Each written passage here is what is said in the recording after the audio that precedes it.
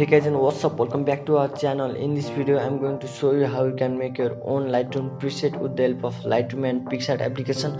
So if you like this, make sure to subscribe and press the bell icon for new update. And guys, I request you to watch full video and each steps to understand properly.